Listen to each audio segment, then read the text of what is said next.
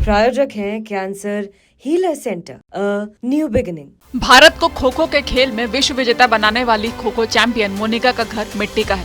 मिट्टी के ही चूल्हे पर वो खाना बनाती हैं। बांस की लकड़ी की टूटी फूटी छत उनके परिवार की माली हालत दर्शा रहा है। खो खो वर्ल्ड कप में मोनिका ने भारत का झंडा तो ऊंचा कर दिया, लेकिन उनके परिवार की जिंदगी अब तक नहीं बदल पाई है।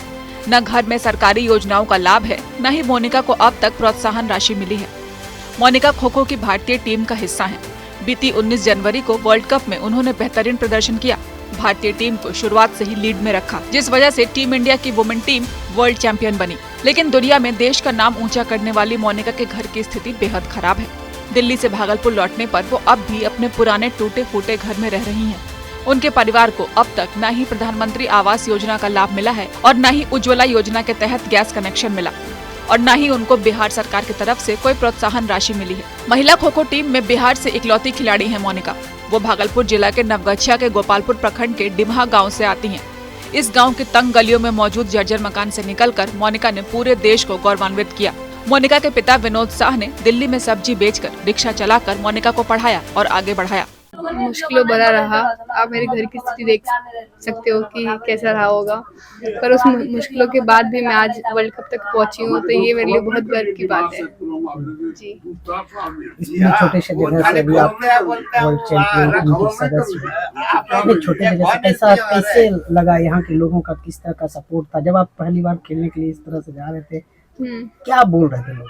बहुत नेगेटिव में था कि क्या बेटी को खिलाओगे, बेटी को क्या करोगे, बेटी से शादी। अब जैसे इतनी मैं 25-26 साल की हो गई हूँ, तो 26 साल की हो गई है, नाक कटवाएगी, शादी करने की उम्र में अभी तुम उसको खिला रहे हो। मतलब वर्ल्ड कप से पहले मेरे लिए बहुत नेगेटिव थॉट थे लोगों के, पर जैसे ही मैं वर्ल्ड कप खेली उसके बाद लोगों के जो नेगेटिव थॉट थे वो पॉजिटिव में कन्वर्ट हो गए।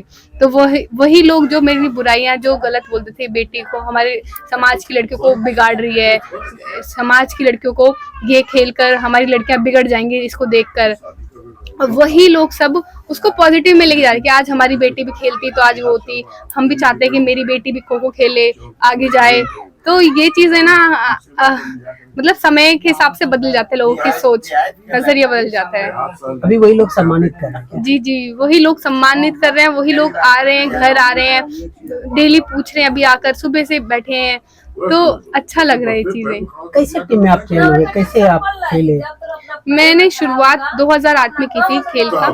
तो जब मैं खेलना शुरू किया था तब तो मेरे पास सिर्फ एक मोटिवेशन था। तो जब मैं पहली बार खेली तो मुझे कैश अवार्ड मिला, तो मैं उसको देख के ना बड़ी वो हुई कि पैसा भी मिलता है इस खेलने से। तो मैंने कहा फिर तो मुझे खेलना है।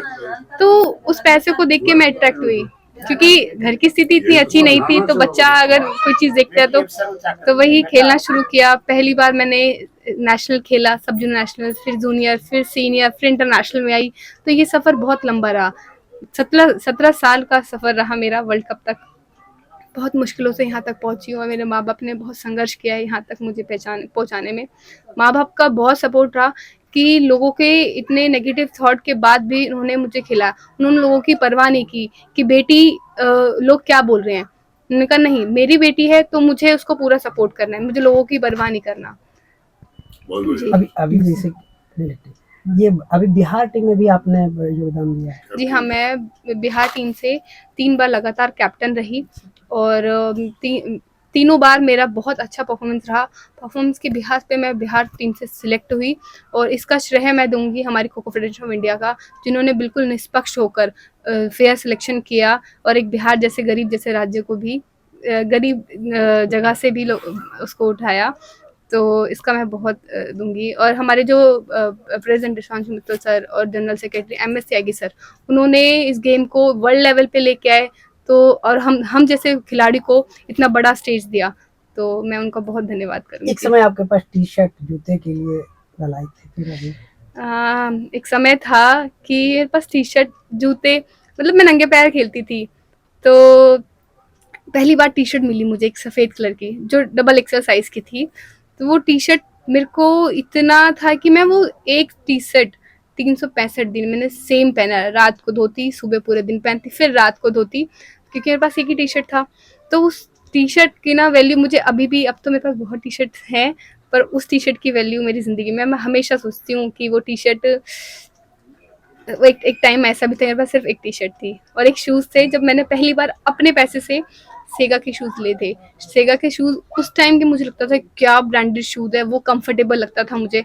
आज के टाइम में एसिक नाइकी मैं ठीक है ले लेती हूँ, पर वो सेगा के शूज़ मेरे लिए बहुत फट भी आता था ना, उसको 3-4 बार सिल लिया, उसको मैं पूरे साल 2 साल 3 साल कि फटे नहीं कि कल फिर मैं नए शूज़ कहाँ से ले पाऊंगी। तो ऐसा मेरा सफ़र रहा। जब मैंने खेलना शुरू किया था ना, तो एक खिलाड़ी को एक डाइट की बहुत आवश्यकता होती है, अच्छी डाइट।